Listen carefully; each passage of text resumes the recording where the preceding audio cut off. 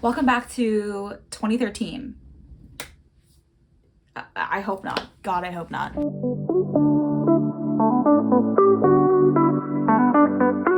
Hello and welcome to today's video. So this is going to be a little bit bigger of a video than I'm used to. I decided back in January that I wanted to reread all of the books in the teen dystopian era that occurred between like 2011 and like 2015, if I'm being generous. But it was really an iconic time to be a teen and to be a little dystopian. I wanted to go back and reread these books to see if, like, one, do they hold up? Two, were they ever good? And three, I don't have a third thing. I do have a structure for how I want this video to go. I have written notes, so like I'm prepared to make this a show-stopping, never-before-seen amazing video. Let's just start off. I wanted to go through each book and like share the strengths or weaknesses, and just give my overall thoughts of like the book, and then I'll do each series so you can kind of see, like, I feel like the book series really change as they go on, so I want to make sure I can capture that in this video. So we're gonna start off with the OG. And I know this isn't like, there's a lot of controversy back in the day about how this was based on a different property, and the Battle Royale was not new, but now we live in a Battle Royale world, so it kind of is the OG, and that is The Hunger Games by Suzanne Collins. And we're going to start off with the first book, which is The Hunger Games, and it's just the kind of that girl. Like, it is actually really good. It still holds up. It's still super entertaining. I think of all three of them, it's probably the most entertaining because you're in the games the longest, and it's just an overall great experience. I think the strongest part of this book, this series in general, is the characters, and this book really kicks it off by introducing some of our fave characters, and they're interesting, they're, you know, complicated, they're not just like sad girl, happy boy, like it transcends that. So that's good. I think that the premise of this book is really strong, but I also think that the world this book sets up is really interesting as well.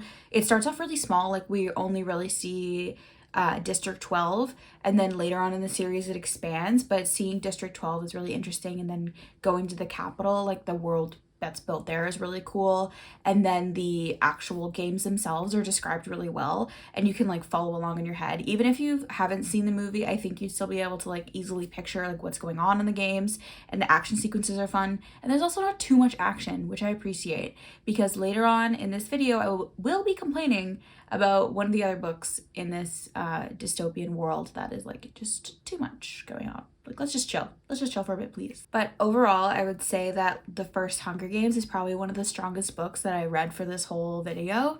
It's really good, and if you haven't read it somehow, give it a read. I do want to say that I think the rest of this video is going to have spoilers, so if you don't want to have Divergent, Hunger Games, or The Maze Runner spoiled for you, just don't watch this video, because it's kind of the whole thing. The second book in the Hunger Games series is Catching Fire, and it takes place right after the end of the Hunger Games when, spoiler alert, Katniss and Peeta wins the Hunger Games, and it's very controversial. President Snow is not happy, so he is beefing with Katniss, but also her disrespect of the Capitol has kind of started a little kind of uprising moment.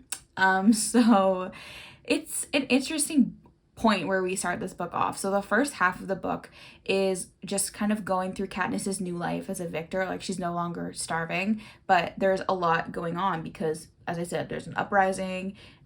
She's got a love triangle. Those two things are equally important in the book, obviously. So the first half of this book takes place outside of the games. It's just in District 12, and then they also do their tour of all the other districts, and they're trying to calm the revolution. It doesn't really go that well, but seeing the story in that perspective I find really interesting. The fact that we don't just jump right back into a next games is, I think, really great for the story, and also helps set up the different settings that we're going to see later on in the third book, which is not based in the games at all. What I really like about this as a sequel is it takes the themes that were built upon in the first book. Like, the first book isn't as political as the rest of them in terms of Katniss's involvement in the world that she lives in. She's kind of just like trying to survive. In the second book, she's having to take a bit more of an active role in what her actions have done to spark, you know, revolution in the nation. So it's interesting to see her kind of go off of that. And also, as a Peeta and Katniss shipper, it is great content in this book for me personally. But there's also some really bad content in the form of GALE and Katniss. I think they kiss twice. That's gross. That's actually really gross. That's disgusting. Katniss and Peeta have to go back into the games because there's a quarter quell and all of the victors have to go, not all of them, but the participants are reaped from the victors, and there's only one lady victor in 12. There's 2 boy victors in 12, so obviously Katniss and Peeta are on the chopping block again.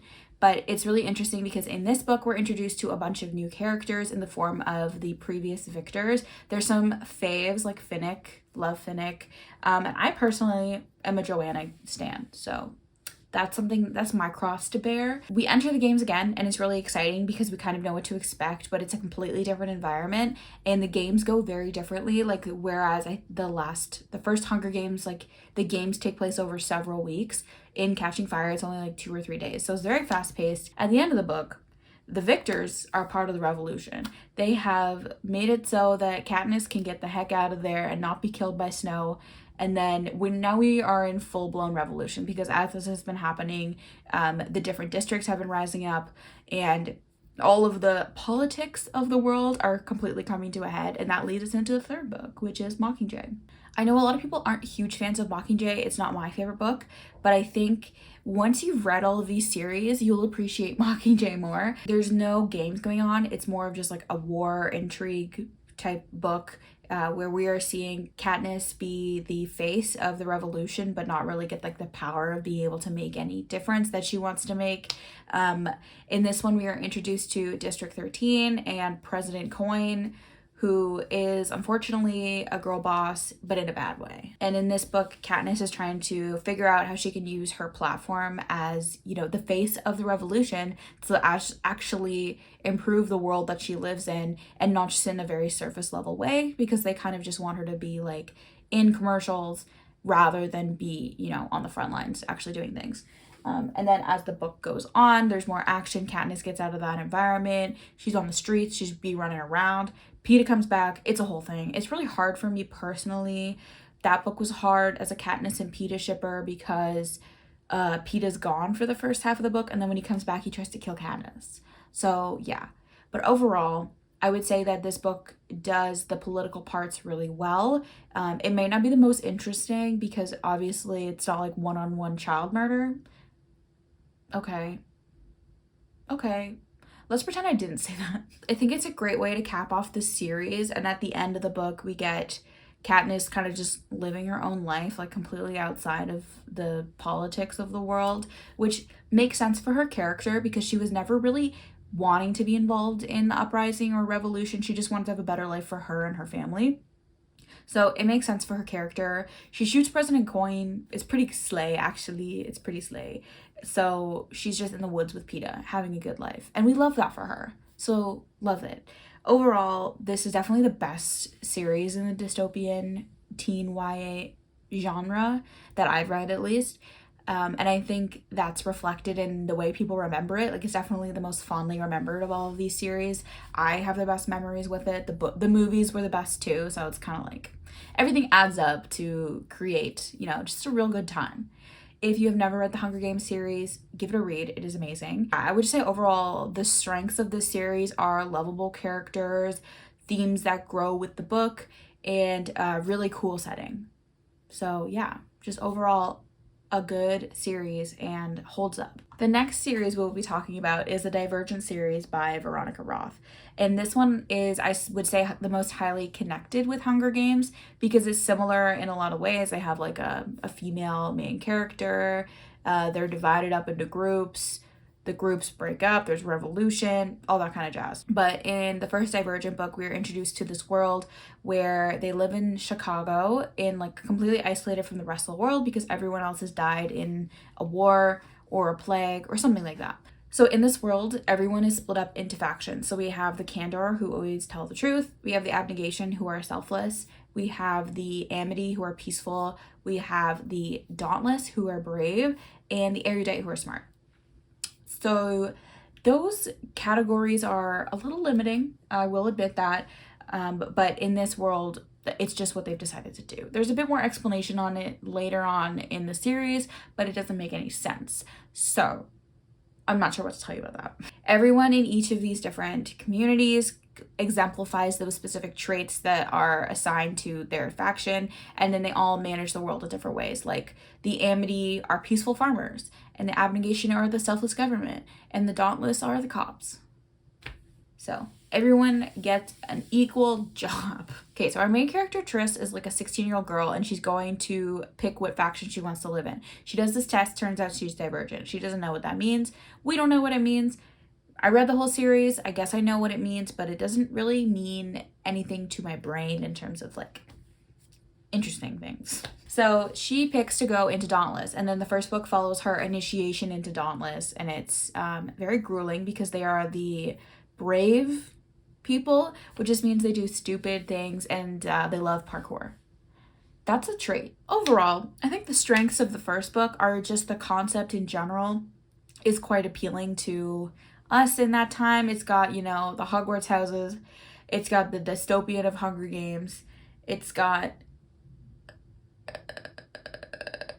other traits that I don't know about. But it mostly just kind of mismatches those two things that we already liked, Hunger Games and the Hogwarts houses, put them together, and they're like, here's a book. And you're like, that's a cool premise. What happens in the book? Overthrowing the government. Okay, sure.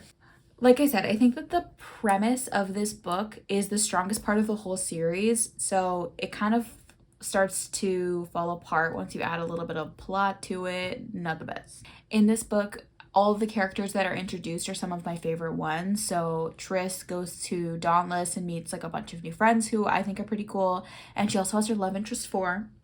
So yeah, unfortunately we've met all of the most interesting characters by the end of this book, and it's only downhill. I would say this whole series is kind of downhill from here.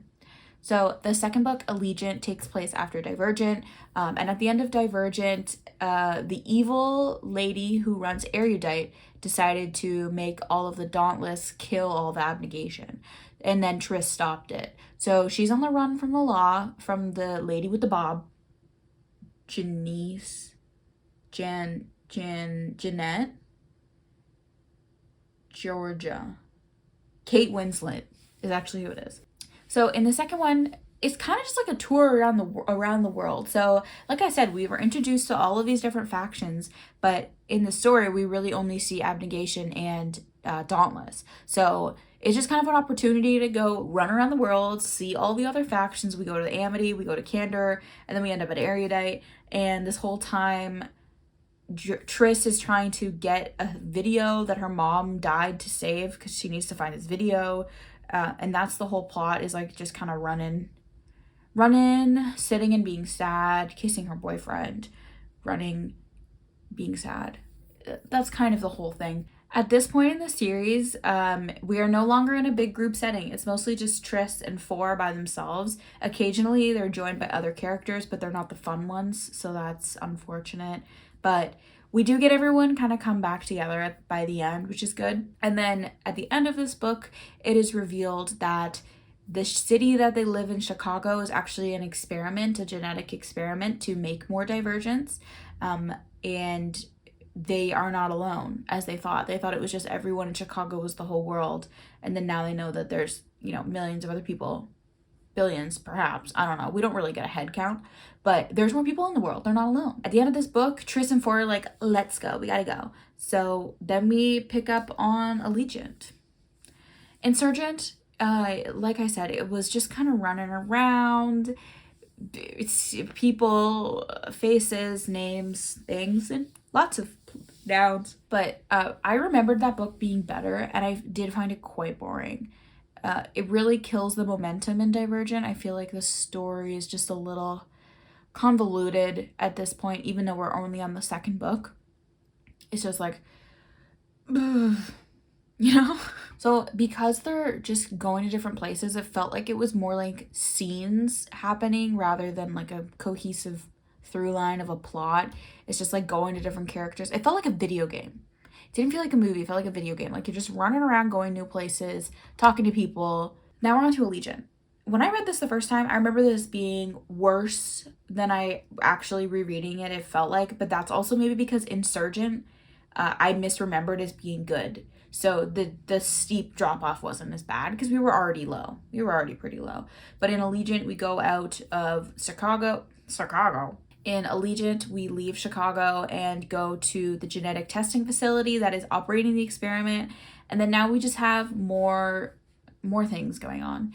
So we've gone from this small little world where we're caring about factions to like, oh no more factions because the factionless are going to take over. Now it's like none of this actually matters because we are just a genetic experiment that they're going to shut down and possibly wipe everyone's memories or even kill them. Whereas I felt like Hunger Games really built on the last story in the series, I feel like this one was just like, let's do it again but make it bigger, kind of like a Fast and Furious mindset rather than growing the narrative. As a series, it's not the best. The ending to this is very controversial because Tris dies, but that kind of makes sense looking back at it because she was always just kind of had a death wish. She was always just running into situations, no gun, hoping she didn't die, or not even hoping she didn't die.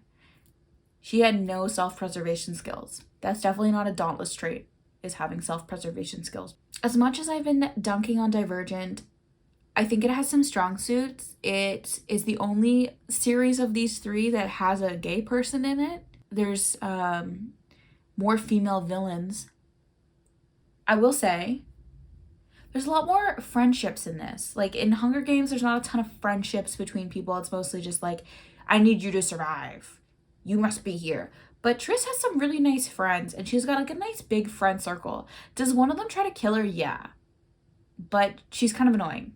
So The Maze Runner I did not read when it first came out. It was not ever really even on my radar. Like I think the only reason I know about it in general is because of the movies that came out. So that's not a strong suit. But I also think it didn't appeal to me much because the other two are female-led stories. Growing up, we had a lot of action movies, but a lot of them were male-led action movies. Like we had Harry Potter, we got Lord of the Rings, that's boys and elves and hobbits. Maze Runner. This is my least favorite. I found it really difficult to get through and I hadn't even read it before. So that was not great.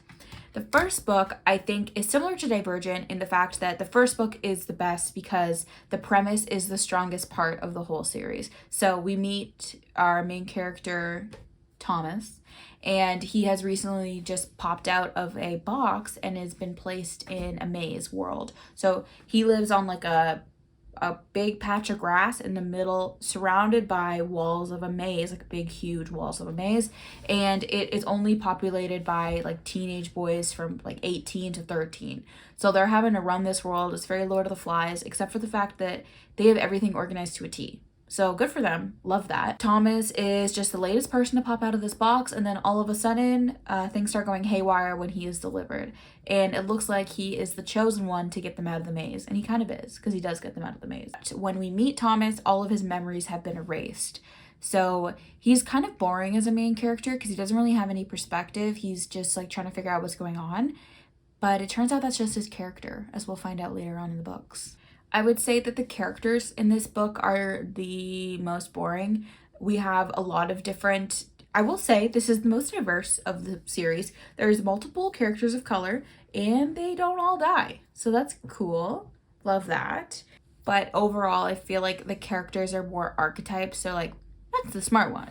That's the fast running one. And then that's kind of it. But yeah, Maze Runner, it's a fine book. It's fine. It's not as interesting to me as the first Divergent was, so I wasn't like really looking forward to reading the rest of the Maze Runner books. I almost gave up after this one, but I did continue and I wish I hadn't. The next book, The Scorch Trials, is after this group has completed the maze trials and escaped the maze.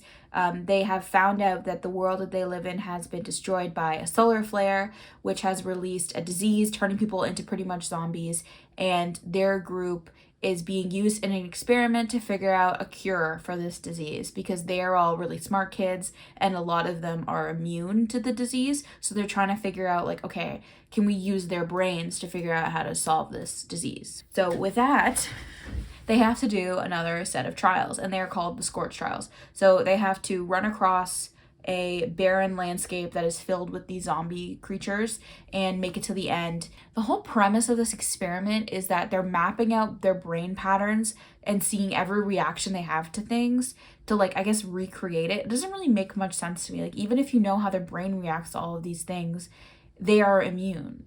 So, oh, I forgot to mention in the first one. So after Thomas comes out of the box in the Maze Runner, he is also joined by a GALE. She comes out of the box as well, and then that's the end. No more people coming up, no more supplies. They're gonna have to get out of the maze. And between Thomas and the girl, whose name I'm forgetting, they figure out the maze and they get him out of there because they're actually telepathic and really smart.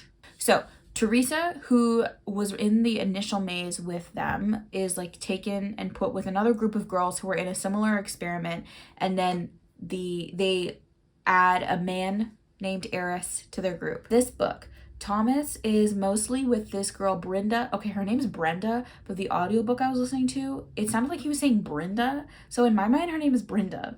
Anyways, moving on. He meets Brenda, and they just kind of like go off together. Like all these other characters that we've met, we don't see them again until the end of the book. This relationship he's built with Theresa, we don't care about that anymore. He's with Brenda now.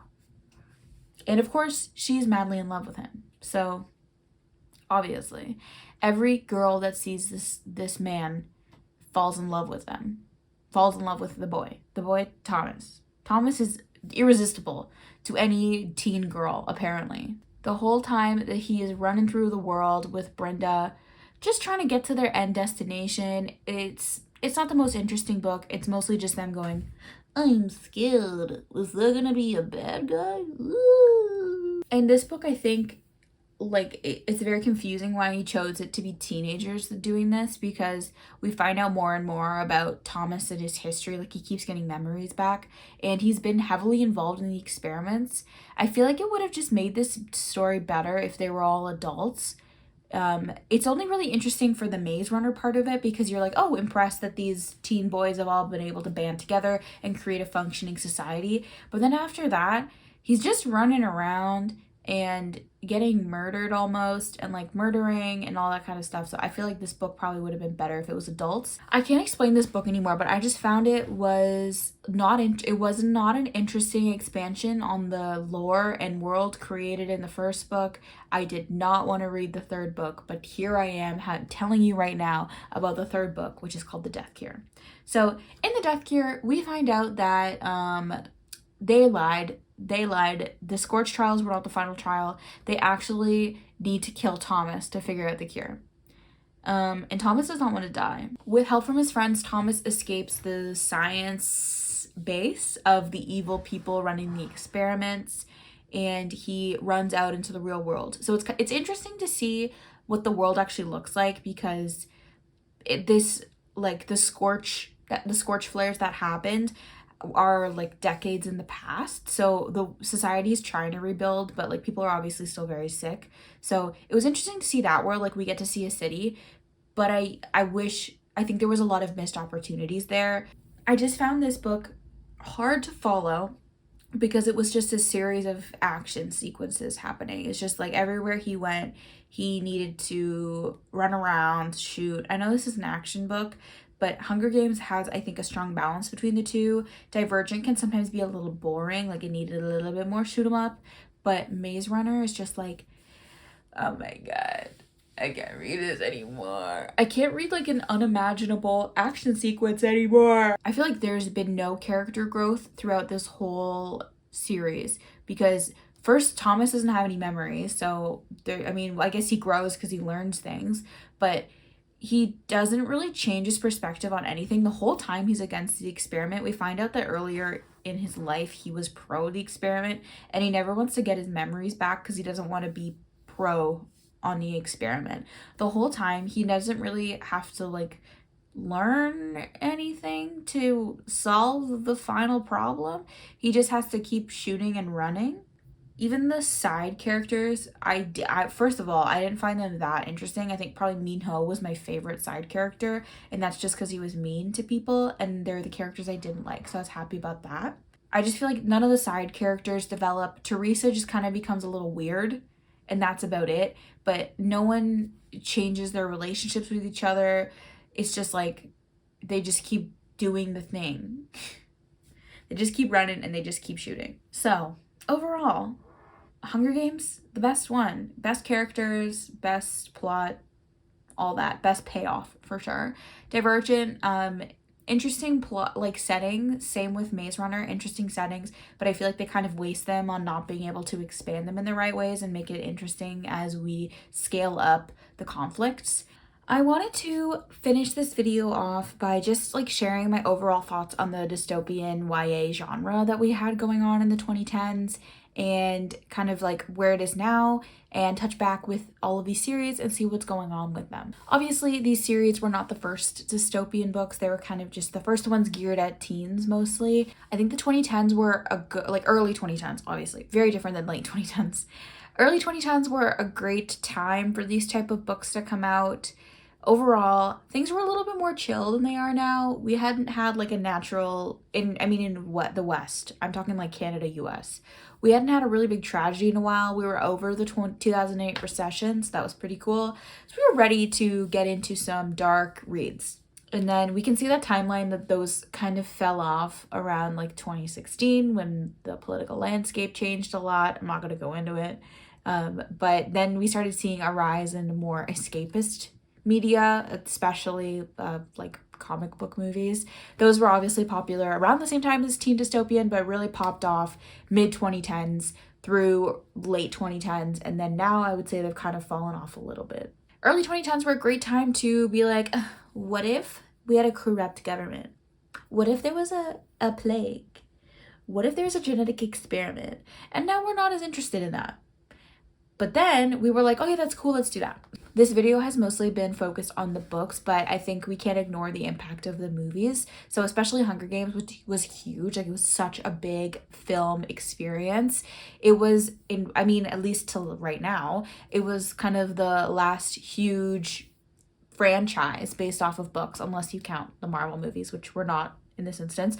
But we kicked off the 2000s with Lord of the Rings, then we had Harry Potter, Twilight, and then I think Hunger Games was kind of the last really big franchise that we had. These series were great opportunities for adaptation because they lent themselves really well to action style movies, and they also had, that teen audience already built in who will be going to see the movies, so they were perfect movies to be adapted. Each of these series had very differing levels of success with their movies. The Hunger Games movies were huge and kicked off some huge film careers for the stars of those movies. The Divergent movies were a little different. I think the quality had a lot to do with it, but it made Shailene Woodley a lot more famous, and that's given us things like knowing that she doesn't brush her teeth. I think that's something about her. Are you hungry right now? Not at all. Really? I'm so hungry. Well, you should probably eat. The Maze Runner movies, like, I think they were the latest. The Maze Runner movies were the last ones to come out. Like, the last Maze Runner movie came out in 2018, which feels weird to me. Like, it feels like there shouldn't have been a dystopian movie coming out in 2018. But I think that has something to do with Dylan O'Brien breaking his leg or something. So it wasn't supposed to come out that late. But that just feels really late. Like, 2018, we were listening to trap music. We shouldn't have been watching dystopian movies. Those two things don't go together. And now we've come full circle where books are no longer being turned into movies. They're actually being turned into TV shows, which is something that I know people wanted for a lot of book series. They wanted them to be into TV, and now we have that. And they won't stop doing it because now they're making Harry Potter TV show. And I just wanted to finish off this video with a little where are they now moment. So starting off with Hunger Games, that was written by Suzanne Clark, and this was kind of her last major release. It was very successful for her, so she doesn't really have to do anything. She put out not a sequel, but just another book in this world in 2020 called Ballad of Songbirds and Snakes, and that's been turned into a movie already that will be coming out this year. Feels very weird, the thought that I could be going to see a new Hunger Games movie in the theaters. Very weird. As I mentioned, the Hunger Games also just recently had a huge cultural resurgence on like TikTok and Instagram and YouTube. So it's still very much in our minds, and it's I think that's mostly because it like still holds up and it's still very entertaining. Even if you're not a teen, it's still a great read and it's still really interesting movies to watch. And also, as a last note, unrelated to the Hunger Games, but Suzanne Collins also had a series called Gregor the Overlander, and I loved it because it was about big rats. So if you're looking for a child's book series about big rats, there's my recommendation. Heading back to our fave girly, the Divergent series with Veronica Roth. Veronica Roth has put out a couple other books, like more dystopian books, and she's seen like pretty good success, but nowhere near the success of Divergent. The Divergent film series famously never finished. They never put out the last one because it was going to go to TV, and Shailene Woodley was like, I don't want to do that. So they never actually put out the finale of the movie series, which I find kind of funny. Veronica Roth also wrote 4, which is the series. I believe it's just the first book. I did read it, but it was a long time ago. It was the first book based from 4's perspective, kind of like a Midnight Sun moment. I feel like there's not much room to grow with this series. It's kind of like a closed book. We're not going to get anything more out of it. But Theo James has had a comeback because he was on White Lotus, and people remember that he's hot, but I've always known that. Finishing on Where Are We Now? Maze Runner. James Dashner just does not sleep. He is still putting out books in the Maze Runner universe, like prequels, sequels, dequels, I don't even know. But the latest one that came out was in 2022, and I think there's like 7 books in the series now. I did not read them all. I just read the first 3 because that's way too many. Like I said, the final Maze Runner movie didn't come out till 2018, so it's not even like it's been that long since a movie came out about it. I don't think we're gonna get any more film remakes of the books in that universe. I guess we'll see how Songbirds and Ballad of Songbird and Snakes goes, because if that really pops off and we get a resurgence of teen dystopia, then maybe we will be seeing some more films from our boy James Dashner. What I find really interesting in seeing that this hasn't really popped off again is because the issues and the whole dystopia of this whole series in Maze Runner is there was a climate change, emergency, and there was a plague, and we haven't picked these books back up. Those are very timely things. Just saying. Anyways, thank you so much for watching this video. I hope you enjoyed it. I hope it took you back to a time and place on Tumblr. And if you liked it, please give it a like. If you enjoyed this video, please subscribe, and I will see you in the next one. Bye!